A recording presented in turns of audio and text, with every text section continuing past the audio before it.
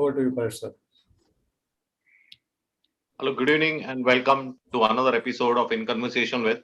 In Conversation With is a management series by CASI Global New York, wherein we invite senior professionals from across the world, across the industry, in search of executable advice.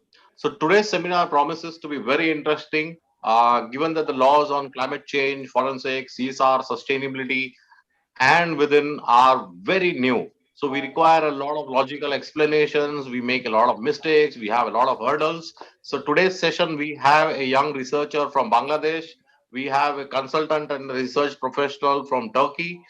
We have a senior industry professional from India who is managing an industry association. And then as a chief guest, we have Justice B.N. Shri Krishna from the judiciary side. So hello and welcome everyone to the show. Thank you very much for being here. My name is Paresh and I represent CASI Global New York as a member of the board. CASI is probably the world's largest platform for sustainability. We have a presence across 52 countries. We also manage the world's largest volunteering platform with over 3 million volunteers. So let's begin the seminar, and I would like to put up a question. Anybody can answer it. Please give me a short answer. 30, 40, 50-second answer would be very nice. Anybody can pick up. After that, we go to the chief justice, chief guest for the day. So my question is, uh, do you really struggle with the laws? Given that the laws are very recent, less than a decade old, for CSR, sustainability, smart cities, climate change. So, as an industry association, or on the legal side, or on the research side, how do you struggle, or do you really struggle, or is that no struggle? Everything is very clear. Anyone can answer that. Well, speaking for the judiciary as such in India, I do say that we have struggled with it very hard because the issue has a matter of balance. You have to have development and it has to be sustainable development. And this has happened repeatedly, in the Aravali Hills case in Rajasthan, where there was a lot of development, cutting them, and then coal mines cases, and then in the eastern sector, oil refineries and the oil spills that took place on the ground. These are all issues where the law has said something, but in practice, there is a divergence. Therefore, the difficulty is how do you make, for example, the Environmental Protection Act is a lovely piece of legislation. Now, how many people, whether in business or in other common people, do really take it to heart and implement it on the ground is really the question. Now, judiciary can only act within the bounds as and when the matter comes before it. Now, take, for example, the pollution in Delhi. That really requires a lot of balancing. On the one hand, you have the farmers whose livelihood is being threatened because of various issues, and they have to do all this burning of the stakes and all that. Can't there be a scientific solution to this? Can't this be a situation where the people in Delhi don't have to gasp for clean air? Or you have the famous situation from Bhopal tragedy. You need Correct. the MCI for various purposes. You need phosphorus for various purposes. You need various gases for various purposes. So what happens? Can we just shut them down? We can't shut them down. Take, for example, the Vedanta case in Chennai. You need copper. You have the Phillips carbon in Kerala, where I was Chief Justice. I had to deal with it almost every day. When it spews out carbon, the atmosphere gets lost. Therefore, these are balancing issues, which I must say the judiciary, at least in India, as far as I know, has struggled hard and tried to maintain the balance between human life, human sustainability, and the sustainability of development. That's my take on the whole issue. Justice sir, what happens is, I have been on many boards over the last decade and a half, and as a board member, people are really scared to take decisions. And I can speak for the entire fraternity when I'm talking like this, because even simple laws like, diversity, gender diversity or equality or wages, these are very simple laws. Forget mining, which is a much more complex. But even when taking a decision on these things, the board members find it very difficult to take a call because somewhere the law is not so transparent or perfect or equal. And we say, okay, let's take opinion from this person, or let's take an opinion here, and that is what really happens in the boardroom. So Nimet, I would like to ask you a short question. What is the scene there in Turkey? Turkey is a young country, nascent stage when it comes to CSR sustainability. Really, Turkey is Mhm. also in a nascent stage. Now the corporates are waking up, rising, even to Mhm. smaller things on the ESG, let's say. So what is the scene there? How does it really happen? Are people struggling? Well, yes, the people are struggling here too much because I think that the main problem is they are afraid of making some kind of mistakes. And this can happen, this can lead, perfectionism can lead us to make any kind of mistakes. If we can't do mistakes, and if we can't accept that the mistakes we made it, if we can't, take the responsibilities of it, we cannot, succeed, or we cannot go further in our life. This can all happen in any kind of aspects. Say that I'm also in dealing with the sustainable agriculture currently these days. I'm writing a book about it very seriously. And in this agricultural industry, what I realized here in Turkey is that the pesticides is so high. There's a standard and amount, but the people are not care about the pesticides. And sooner, I think that what has happened to the Turkish, seas, because Turkish seas focusing much on the pollution, it will happen the same for the pollution of the soil. I'm waiting for the same, that what will happen to us. I'm very, a bit anxious about these issues, what will happen. But on the other hand, the Turkish peoples, are very eager and keen on learning at the same time. They are very adaptive. For example, the European Union is implementing some kind of rules for Turkey for export issues, or for the green taxation. Turkey is very eager, and Turkey is very quick in adaptation for this kind of process. But at the same time, what the negatives we have as a Turkish people is that we have to focus on our mistakes, we have to accept our mistakes, and we have to find the solution. That's No, it. I will come back to you on that, Nimet. The law does not Yes. allow for mistakes. Oh. We will talk on that again. I have a question for Praveenji from NASCOM. But before that, a quick answer, Patrick. Patrick, you're based in China. People look at China in different angles, in an angry way, in a friendly way. There are so many ways to look at China. Yeah. But one thing is assured, that the whole world looks at China. So how is the scenario there when it comes to a board member and the judiciary and the policies? Are people scared? Do they take a lot of opinion? Is it really fair? How does it happen really when it comes to the rules of sustainability? I think sustainability is uh, still new in that context. I think what has changed in the 20 years I've worked in China, or 25 years now, is that there was no real fear for environmental issues or safety issues or social impact issues. And now that is definitely very, very high on the agenda. And I mean, Chinese law is one thing that I like about it is that if you do something that has a big impact, the law will always be able to be modified so that you are punished for your negative impact. So it's much harder in China to do what you can do in Western countries, I think, where you can hide behind the law. You can say you were sort of in compliance, and then something bad happened, and you're sort of protected by the law. But I think the Chinese legal system is much more what it should be. That if there's something that the law has not really perceived, and then it has an impact on people's health or whatever, then you are still liable for that.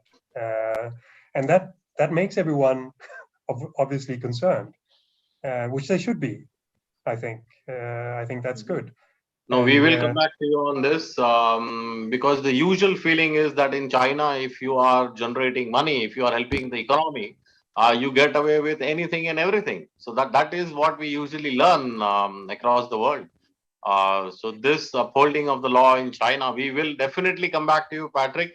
Praveenji, a quick question for you before we go on to the main speeches for the day. Praveenji, with the advent of ESG, there has been a lot of talk on infotech companies and their data centers in particular. That infotech companies are not really non-polluters. In fact, they pollute a lot with the data centers. They use a lot of energy. And with the advent of Bitcoin and blockchain, they are using even more energy. So I'm sure you work for the largest, one of the largest industry associations in the world. I'm sure this topic has cropped up in a lot of meetings or always been on your agenda. So what is your opinion on that? Right, and you're right in the sense that NASSCOM represents nearly a $200 billion of industry value to the country and potentially to the world as well.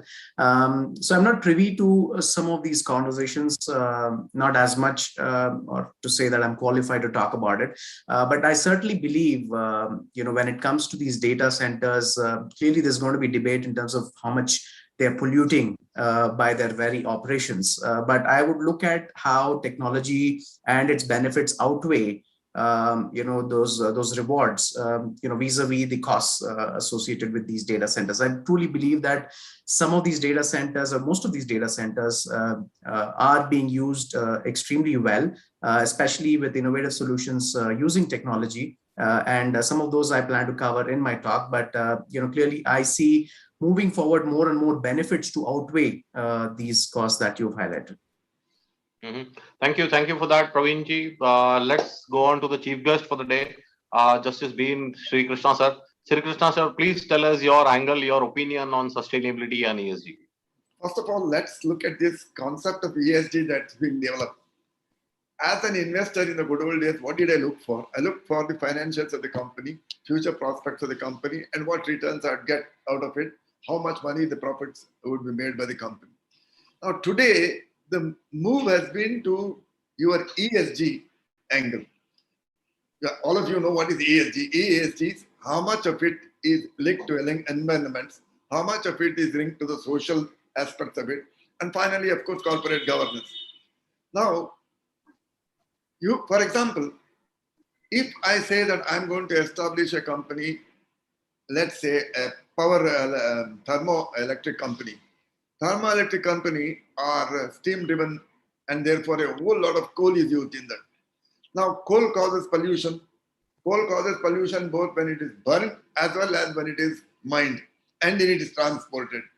Therefore, today as an investor, I might think twice and say, hey, is this pollution free? Then I'll invest in it. I am not merely bothered about the profit that I make out of it, the income that I make out of it. And you have also this social angle. Social angle would be what? Now, we had occasions when people manufactured those mink coats, and PETA came up and said, if you are going to kill animals for this, we are going to boycott you. Then you have people like children working in the CASI firecrackers. Therefore, we say, no, I will not protect, I will not invest, I will not encourage an industry which has child labor or which has discriminatory labor policies, which does not pay the minimum wages payable under the Act. These are consciousness that is being developed among the persons at large who are the basic investors. Now, if the basic investors follow this, and of course, corporate governance is your G. Corporate governance is what is the method of accounting followed? Is it transparent enough? Is it transparent enough? Is the board really encouraging underhanded dealings? Are they getting their licenses and permits from the government officers by bribing them? These are all the issues that need to be considered before one substantially invests in these companies. Now, if this is driven to the psyche of the ordinary human beings, then it is possible that it will be run across without any difficulty. Today, what is happening is there is an asymmetry. Now, as a common investor, I may be invented in this, but as a board member, somebody else may not be. He may say, I am interested in what the company is making. But if the board member thinks in the same manner in which I think on the ESG level, then there is no difficulty. The law is not going to bother either of us. Why? When I was amused by your question to me. Now, the law is not opaque. The law is very transparent. The law says you shall not do this. Now you go for an opinion for what? How to bend the law and how to go around it. Isn't it? That is why do you go for an opinion? If the law is so clear, you can pick up the book and say the law says thou shalt not pollute. No, Correct. to quote the Bible, thou shalt not run away with your neighbor's wife. That the law is very simple as that. Then why do you want to opinion from council and pay them fancy fees? Because you want to go round the law and make sure that your profit increases. That is the question of corporate governance. And when corporate, look, these E, S, and G are not in watertight compartments. Let us accept that each intersects the other. And when each intersects the other, then the product that comes out is something that is applicable for the benefit of society, for the benefit of future generations. And after all, nature has given a whole lot of bountiful things. Society has allowed us to run on our companies on that. It's our duty to give back to nature and be sure that there is no depredation of nature. It's our duty to give back to the society what the society has given it to us. Now, take for example, question of discrimination. Now, if every investor were to say, hey, I want to be sure of the non-discrimination index of this company before I invest in it, very difficult. Judges will have no work at all to go into this issue. They will have, of course, other work, but they will not have to bother about it. But if a company says, no, I'm bothered about my financials, I don't care about the investment, I don't care about the social impact, I don't care about the governance aspect, then the law says that you have to do all three, then there is conflict. That is where the judge has to come in, and the poor judge has to look at the balance and say, by doing this, because each one of them, you pull this way, it will go that way, but then there will be a loss here. Therefore, it's a delicate balance which must really originate from the people, the leaders of the industry. Now, if they are responsible, no, where is the question of conflict? If every company, every board says, I will not operate my company except on ESG principles, where is the conflict? Every citizen is happy. The judge has no work on his hand, at least in this aspect of the matter. And there is no conflict with the law at all. So why are you afraid of the law? The law is there to help you. Only thing is, make sure that you follow the law. Yes, on occasion there may be difficulties because thanks to our brilliant parliamentarian, the law does not say exactly what it means. But that is all right. Those are foreign by rare occasions. But then basically, the philosophy is to be absorbed by one and all. And once that is done, there should be no conflict. But that's the way I look at it. Take an elementary thing. There is a law in this country, at least as far as India is concerned, that every worker should be given these facilities. The facilities may be what is prescribed on the Factories Act, the leave to be given to him, the weekly off, the number of hours of work, overtime work and all that. Then there are facilities like canteen, creche and all that. Then there are minimum wages to be paid.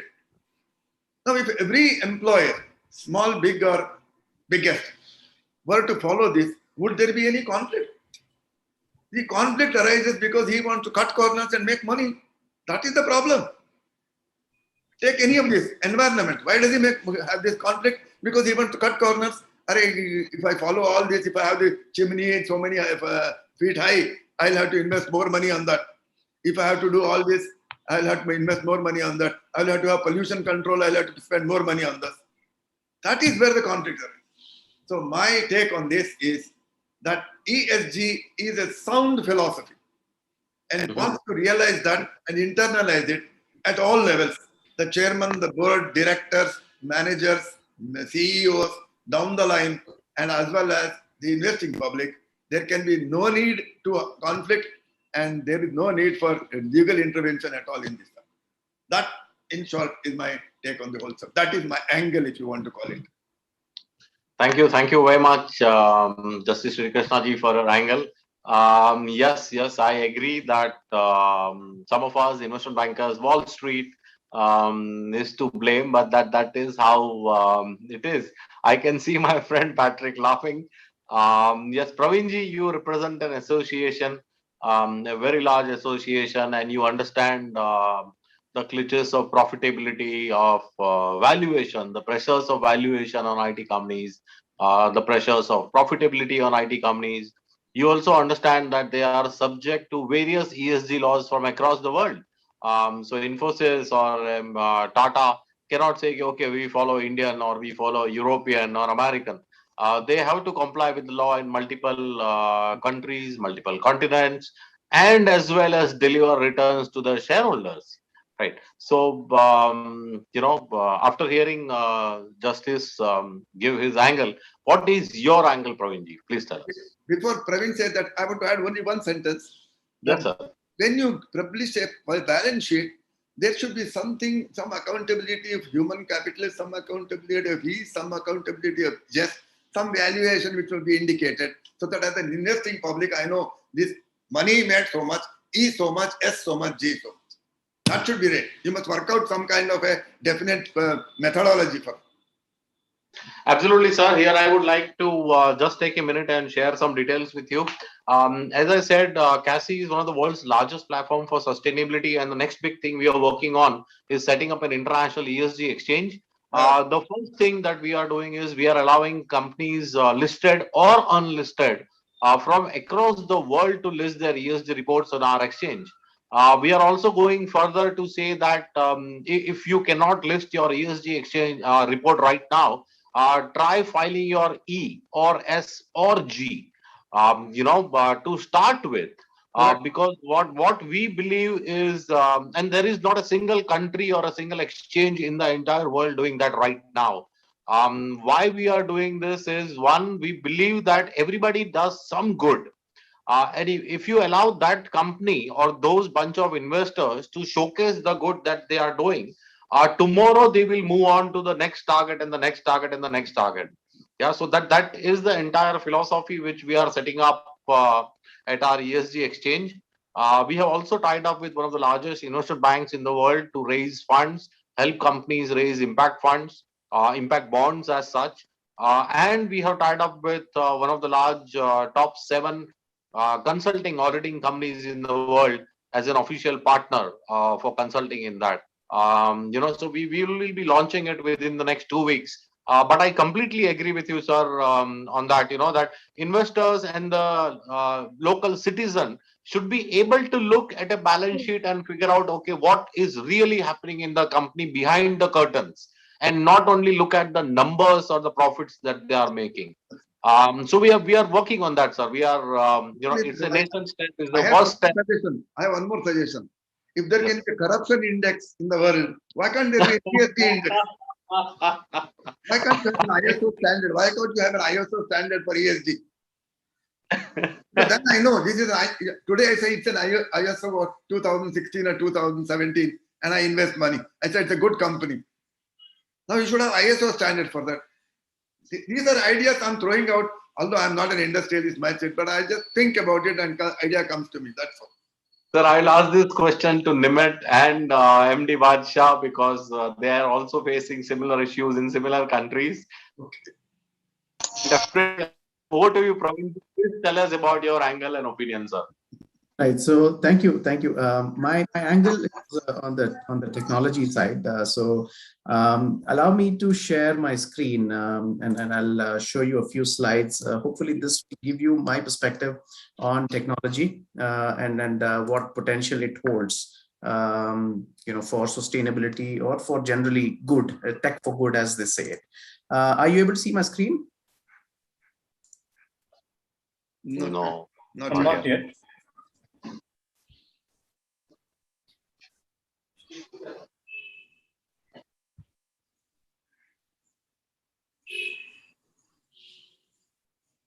So in an embarrassing way, my screen has frozen. And since we're talking of tech, that's really awkward. So may I request the next speaker to proceed while I sort this out? Sure, absolutely. Can we have Nimet? Yeah, Nimet is right there. She also has a presentation, no? Yes, I have. May I share right now? Oh, please, Nimet. Yes, because, okay. Just a second, please. Yeah, just an announcement, Badshah ji, we just saw your message. Really sorry your father got affected by COVID. and you are in the hospital. So please take care. Please be a part of this seminar. It's okay if you don't speak today. I will definitely want you to be here in one of my future seminars if it is not possible for you to share your thoughts today.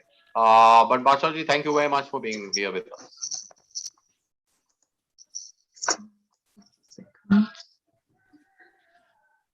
He's also having problems. No, I'm just about to find, my file.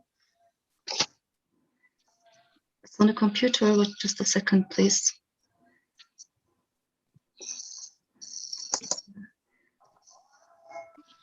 The portion of programs. No, it's not like this. Just please take your time. Sri Krishnaji, thank you very much for being so candid with us. This is one conversation that I really like having with you. Very rare that people are so candid. Look. Okay, I found it. Oh, fine. Go ahead.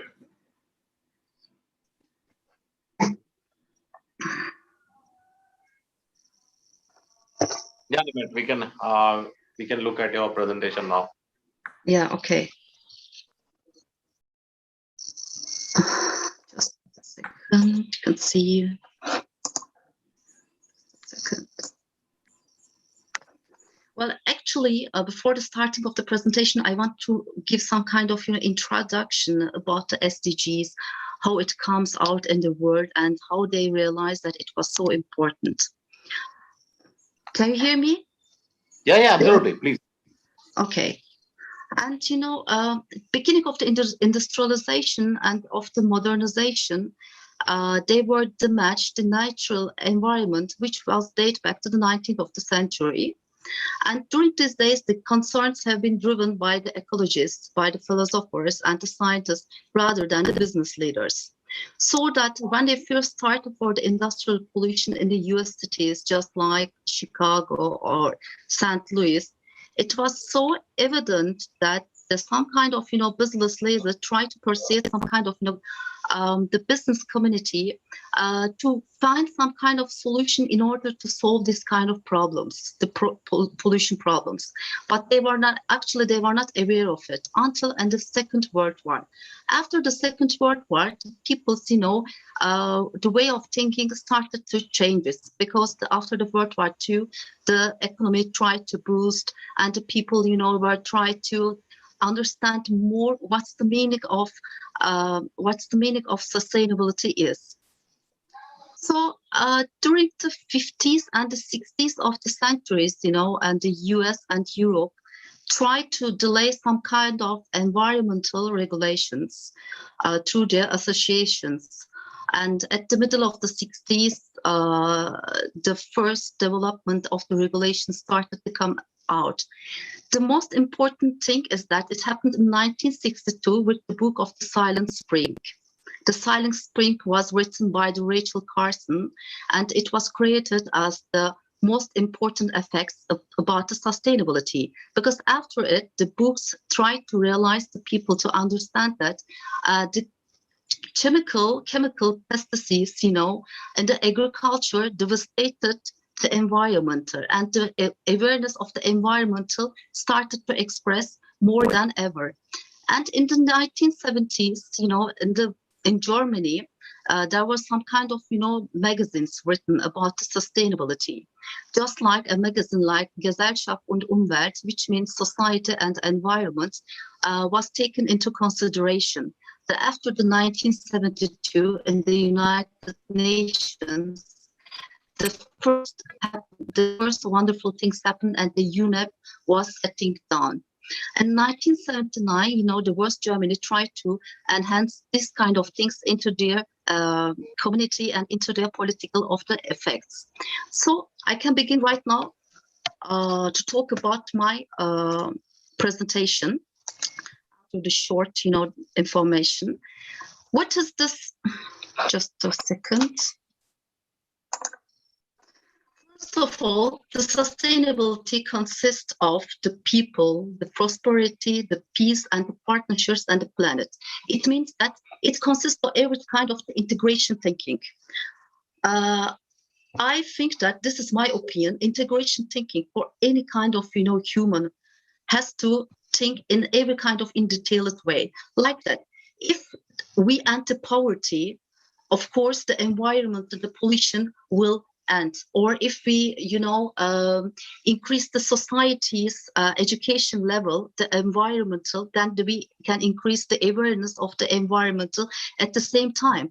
And what will happen us? It will be have that the well-being in this world for the human's well-being is the core main source that we have to also focus on about the SDGs issue, because well-being is another factor that's always taken into consideration. If the social things enhance, the well-being also enhance, then the problems will also decrease at the same time. And the environmental, social, and governance issues about the investors' point of view, when we talk about in details, investors' point of view, the investors are looking for the data and the transparency and the trust. And the people, the investors, that they're focused on the environmental, social, and governance, they are looking for the extra data, which are open, transparent, and acceptable by the other companies and countries as well. The CSR is the corporate social responsibility.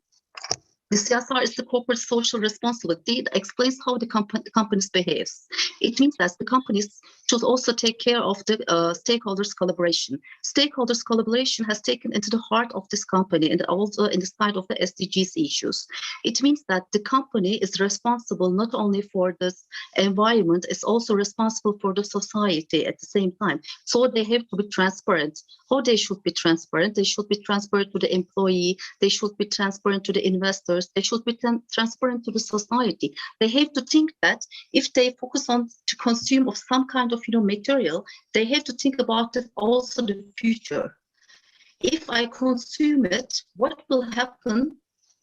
How many years or how many months do I have for this kind of things that I can replace it about the environmental point of view? It means that also here the integrated thinking in every kind of aspects should be taken also into this matter of fact. The social responsible investing is also the kind of investor that how the investors analyze the companies according to the CSR practice and SDG disclosures. From the investor's point of view, it's very important for them to see the transparency, to see the correct values without hiding anything. It doesn't matter if there is some kind of mistakes. It's not nice to have, it's what they have to have. Structure of the underlying model of the KPIs, non-financials, there are for three areas consisted of, as usual, environmental, social, and governmental issues. And the environmental issues, the things that should be measured are like emissions, just waste and resources, and environmental compatibilities also. It means that these kind of things can be also measured. Also, yeah, they are very difficult to measure, but they are not impossible to be measured at the same time. The other facts that's also difficult to understand is human rights in the social point of view, and the social performance, the training qualifications, the product and the employee management, and the last, the compliance and the sustainability of the success factor. The investment priority matrix is here to show you that how the businesses, the investors or the traditional investors start thinking, and after how they will change it. In the investments priority matrix, the traditional investors they were just focusing on the profit, nothing more. They were the first priority that they were focused on the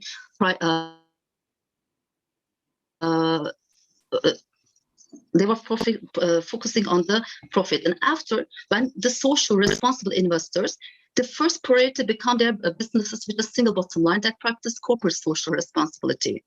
After, the social investors were seeking both social and financial returns, and for profit, social enterprises became their first priority at the same time.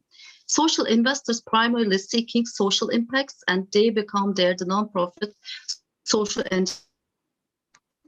enterprise their first priority. In the current day, you know, we are seeing that the climate change affects whole of the world. In the 1990s, you know, as you see here in this color, the weather was not so hot, as much hot as it considered to be. After the industrialization of the 18th century, the world is getting the climate change is getting higher and higher, and the world temperature is getting also higher. This is another problem.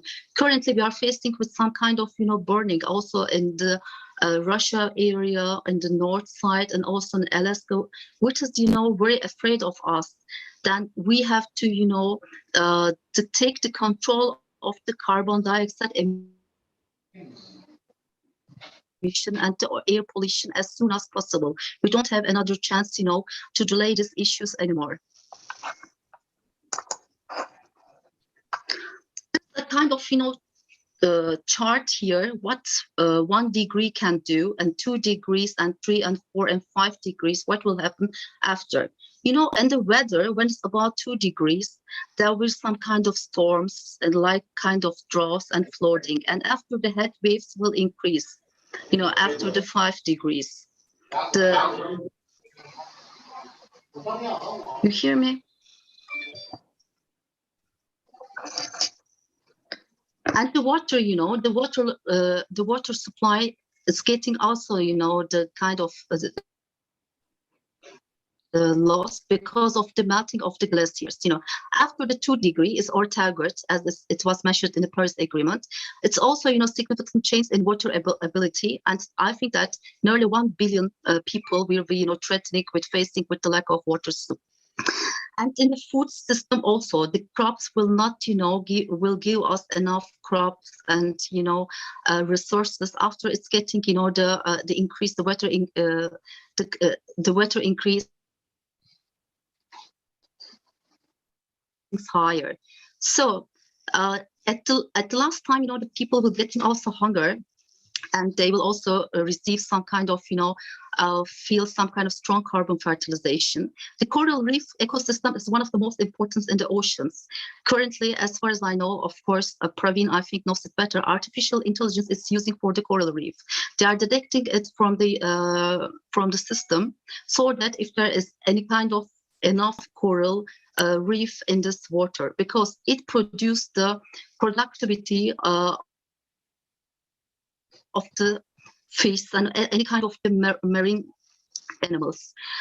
And after, you know, when we get the extension, we can face up if the weather get increase hotter and hotter, we will face some kind of space phase of extension at the same time, which will not, you know, end in a good way for us. What is going on in the world? Well, currently, when we are checking here in the world, we see that there's some kind of climate change problem at the same time.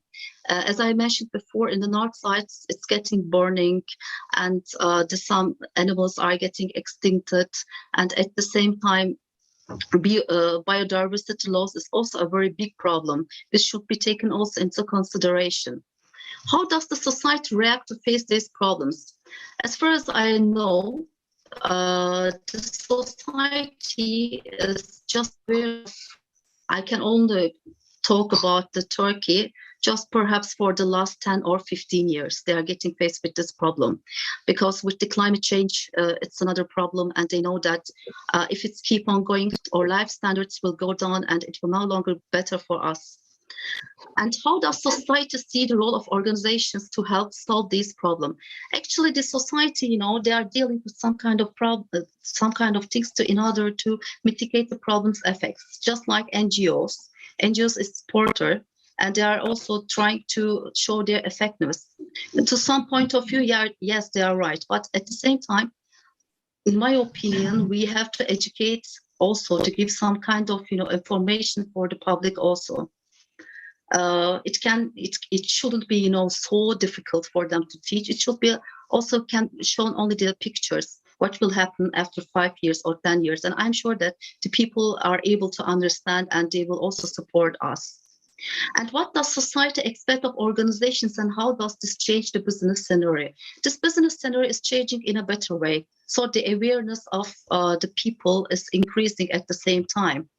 like the awareness of the investors, the awareness of the society, and the people's awareness are increasing day by day. Because when they see, when they read, they will understand that what's going on here in the world and what should be done in order to protect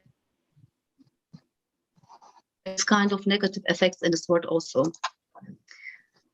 Here is the description of the sustainability. Well, actually, sustainability, it's a kind of long-term system that is against of the depletion of the environmental species, and stabilize, keep a balance with the human life, and also to enhance the quality of the modern life at the same time. This is a real sustainability. Real sustainability means if we keep a good balance of the society, environmental issues, we have a good life and we have a good balance at the same time. Sustainability reporting. Well, sustainable reporting is also one of the most important things currently as people also dealing. The sustainable reporting should be, transparent, and all the data and values should be correct, and everything should be taken into consideration before the reporting issues. Reporting issues gives the people trust, give the investors trust, and they can see the future, what will happen. They can, so that they can decide if they will invest it there or not. Currently, I think that for the sustainable reporting, they're changing in the digital system, but to my mindset, it will be far more better if they can change it according to the artificial intelligence system. With the artificial intelligence system, it will be easier because it will be more transparent and everything could be seen there right now. Thank you. My presentation is done.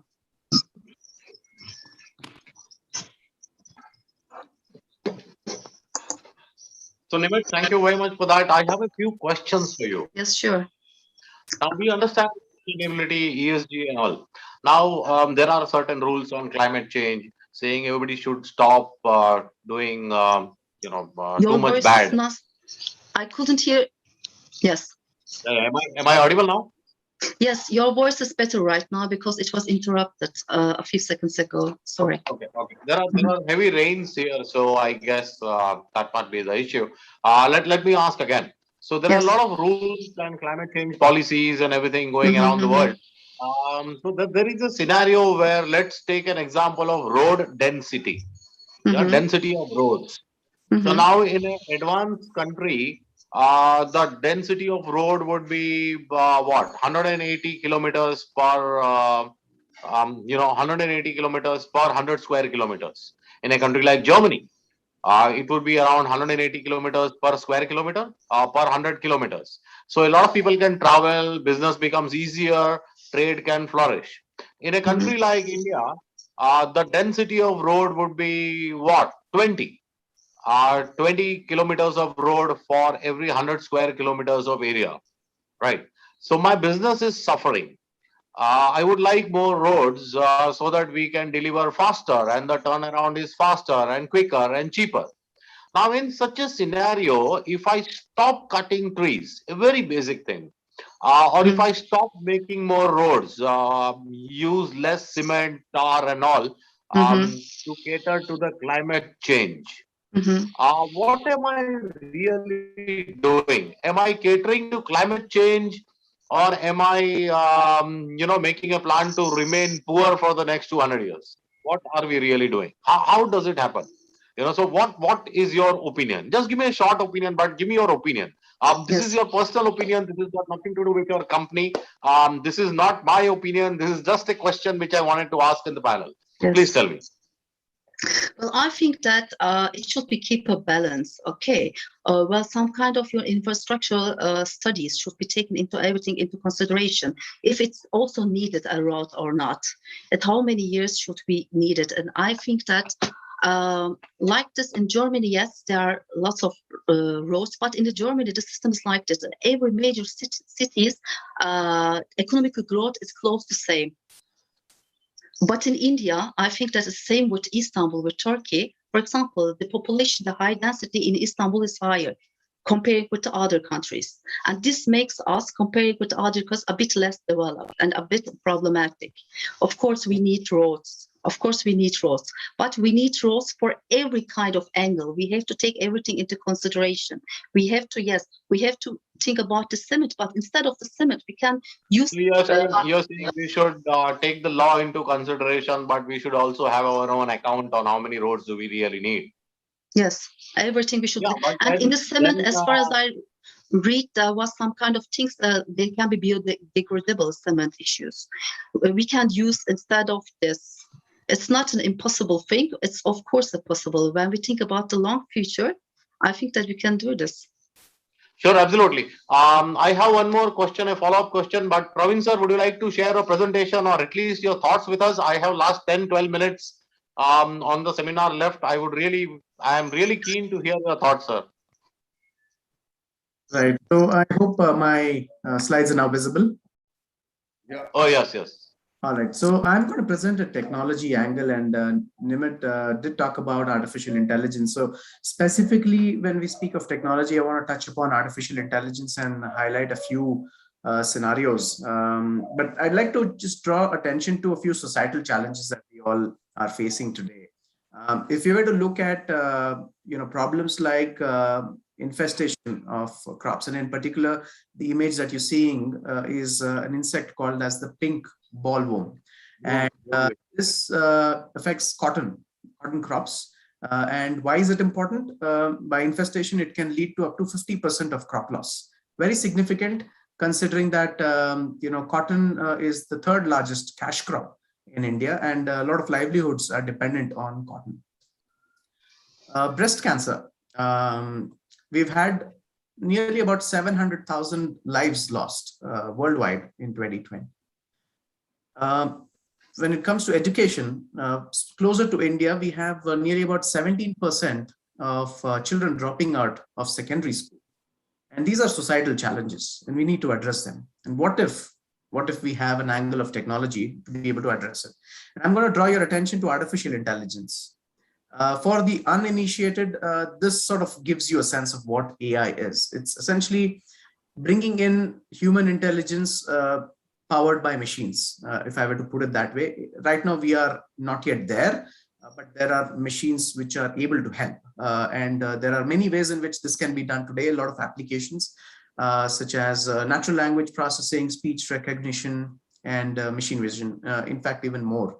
But this is to get you a sense of what AI is doing today, what it's capable of doing.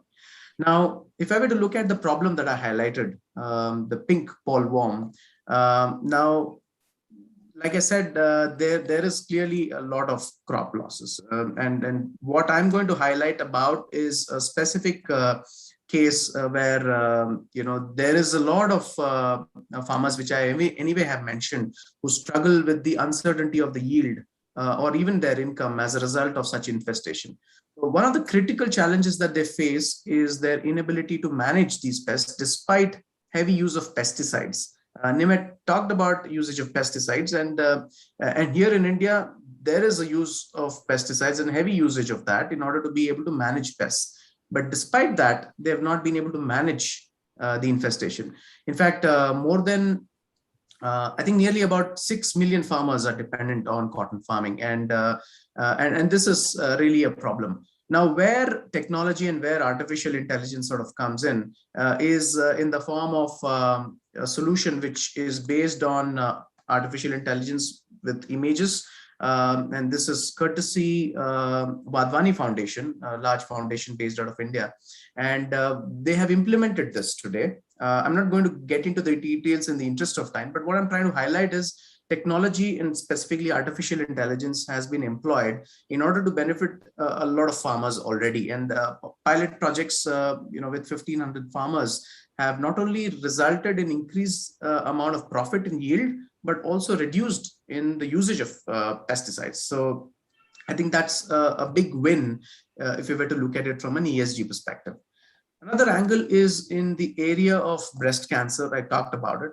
And the image that you see in the background is really a thermal sensing or a thermal imaging kind of a solution that has been identified by a startup called Niramai. And what they have done is essentially they've tackled this problem, and the problem is quite significant, right? So there are currently limited methods for detecting breast cancer, and the most common is mammography, which we all are familiar with. And what it tries to do is tries to find malignant lumps in the breast using density differences. And these use X-rays, and these lumps are seen in white color.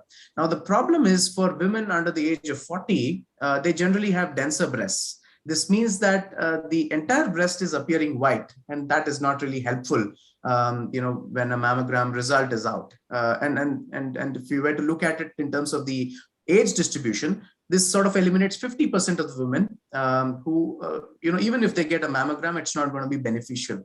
Also, women tend to find mammography to be extremely painful and uncomfortable, especially in countries where, exposing oneself, to a diagnostic technician might not be the norm. So here is where artificial intelligence came in, and using a high resolution thermal sensing device, and the device is portable, non-invasive, radiation free, importantly, and non-contact, that measures the temperature of the chest region. And this allows for detection of breast cancer.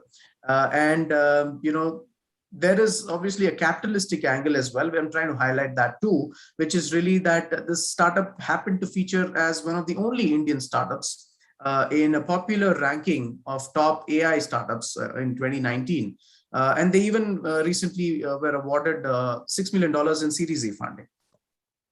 I move on to education and talk about the problem, which is really the 17% children drop out of secondary schools in India. And that's a significant problem, really. And what Capgemini, Netherlands, what they did was to develop a predictive model that exploited or utilized machine learning techniques in order to identify or predict the possibilities of children who might drop out. And for that, they studied nearly about 30,000 or 33,000 students, and about 1,800 students from those lot had dropped out. And they were able to account for aspects such as the kind of class composition and various other parameters, and try to ascertain and create a model which was nearly about 91% accurate. Now, what has happened as a result of that is that these AI-based interventions have allowed for teachers, in order to provide specific assistance to those affected students, or those students who are likely to drop out, so that there is no compromise on that. And there is a huge potential, considering this success story in Netherlands, to be employed in India. So that's my take on technology. I'm going to stop and see if there are questions.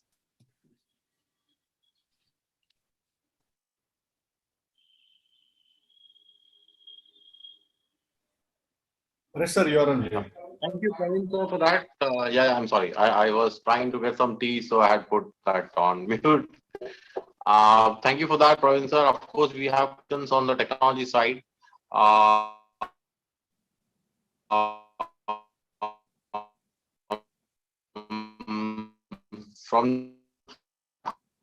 And I will ask this question in her locality to pursue them to adopt ESG. And we have had conversations on this before. I have also had conversations on this with a lot of people on the show. And I will ask this question especially because Pravinji and Shri Krishna ji is also here.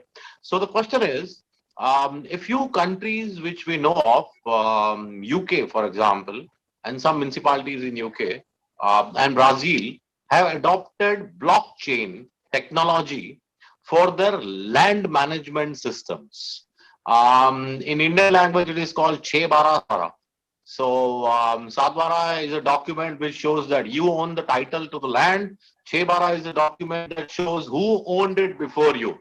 So it's a handwritten blockchain kind of a system which we follow. I'm sure everybody has their own systems. So I am a great believer in blockchain, especially for medical and land. We could use that. That would prevent frauds. But it is very difficult to push this anywhere in the world because of political reasons or financial reasons or so many other benami reasons. So I would like the opinion of all the three of you Pravinji, Sri Krishna sir, and Nimet, on what is your opinion? What will really happen? Give me a short answer, but tell me, where do you think will happen 5 years from now? Which countries or who will be able to adopt it? Actually, India has started adopting it. Reserve Bank Yes, is sir. pushing it in a number of areas. Now, please see, the whole idea is this. Why is it that land management is such a big problem? Because there will be some talati there who will write something in pencil, you pay him 100 rupees, he will change it from my ownership to your ownership. This kind of nonsense goes on all the time. Therefore, you have to have a system which is tamper-proof. And blockchain is the ideal answer for that, because blockchain makes sure that you can't change even a comma there without a flag, it being flagged. That is the whole purpose of that, and that it makes it like a complete security guarded ring fenced idea. Now, some of the companies have also adopted it. Now, if all transactions in India can be pushed through and made to go through this kind of a blockchain system, there won't be any difficulty at all, particularly in these public managed items, whether it is land management or health services. This is going to come. So do you think in your several areas there is already, this has been implemented successfully. In Karnataka also, I am told that it has been implemented successfully in some of the land management areas. Oh, is it? That is definitely news to me. I want your personal opinion, sir. Yeah, On this. So I guess I got it. Your personal opinion on this. Would you like to add anything to this on the land management and the medical thing using block?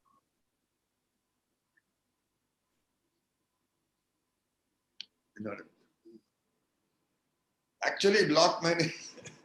Yeah. So now, yeah. Block management Please, can sir. actually go hand in hand with a digital currency. Now, digital currency is being held back by the Reserve Bank till today, though they don't know why they can't do it. They say that we have all kinds of difficulties. Several countries have already gone ahead and implemented it. Now, without a blockchain, your digital currency will be a fraud. As it is, there are enough fraudsters in the country. Therefore, the day it gets implemented, you will see a drastic change in the fintech operations. You will see a drastic change in the manner in which currency will be operated in this country. It is coming, it is on the ball, but only thing is, as I said already, our progress is always slow and steady. We believe in the hare method and not the rabbit method, or rather the tortoise method and not the hare method. That's my personal opinion, or at least the opinion that I've gathered from reading. Nimet, correct. No, thank you for that, sir. Nimet, what is your opinion on municipalities using blockchain, especially for land or medical systems? Yes, this is the future that will be held, with artificial intelligence, and this will be leading towards. It's fantastic. It will be fantastic, in my opinion. I'm not afraid of the artificial intelligence, because if we establish in a right way, as transparent and correct and coherently, so I don't think that there will be any problem, because everything should be, taken into consideration so transparently. So this is the future, and in my opinion, with artificial intelligence, the agriculture system will also be, as Praveen said, that the quality of the crop can also increase at the same time, so that we can focus and control everything. And there are sorts in the future, and I see Turkey in a very good place with it. The soils are very fertilized, and they are very good. And I don't think that there will be any negativity to implement the system here also. If you allow me. So are there any municipalities in Turkey which are adopting blockchain for land management systems? As far as I know, I don't know. I don't know it in certain. Okay. Perfect, absolutely. Thank you very much for that. With that, we come to the end of our session.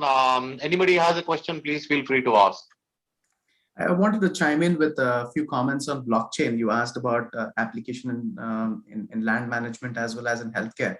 I can cite two applications. One in India, of them in India. So one is, in the state of Telangana, they have used blockchain technology not just to update land records, but also to have upgradation of data from time to time. And this is tamper-proof, like you rightly pointed out. And over 10,000 villages across the state are being covered under this system. So that is a clear application which is there in place. Now, in the area of healthcare, a startup which originates from the same city as mine, Hyderabad, this startup has launched a blockchain-based vaccine traceability solution. And what they have done, is clearly to pilot it. They've worked with a large Indian IT company called Tech Mahindra. Some of you might be familiar with that. And what they have called it as a vaccine ledger of sorts. And even for COVID vaccines, there is an intent and potential application for this vaccine ledger. In fact, the startup is supported by the UNICEF Innovation Fund and also the World Economic Forum Innovation Program. And clearly there is an application, and like Nimit pointed out, the future is really bright. And I'm a strong supporter of technology, artificial intelligence. Definitely, that's one of my primary charters as a part of my role. But blockchain, IoT, quantum computing, all of these are going to really change the face of the world. That's it. The problem with blockchain and quantum computing is that it eliminates corruption, and people don't want that to happen in this country. People have vested interest. So my view to that, sir, is there's always going to be challenges, and startups being startups, they want to rebel, and the world is there. How they see it. Youngsters like you should rebel. That's the idea, sir, and the idea is to sort of create and support and use these forums to talk about those success stories, so that people are more aware of what's really out there. What happened is, for 70 years, we have talked about eliminating corruption. I don't think corruption has been eliminated. If you bring in technology to help you, it will certainly help. You see, ultimately, the problem is very simple, according to me. Any field, particularly sustainable development and all that, there are so many forces acting on the same thing. Now, mathematics tells us that you have so many multidimensional vectors acting on a particular thing, how to work out the resultant. You look at it that way and you can make a sustainable model out of it. A little bit of engineering will help you in this, both in terms of mathematics and in terms of computer engineering. Yes, you are absolutely right. I'm not as young as you are. I'm prepared to sit and do this. I'm too old for that. Sir, your energy levels are higher than us. Sorry? Sir, your energy levels are higher than us. Good. I'm happy that I'm able to maintain it. I'm already past 80. Oh. Yes. Mm-hmm.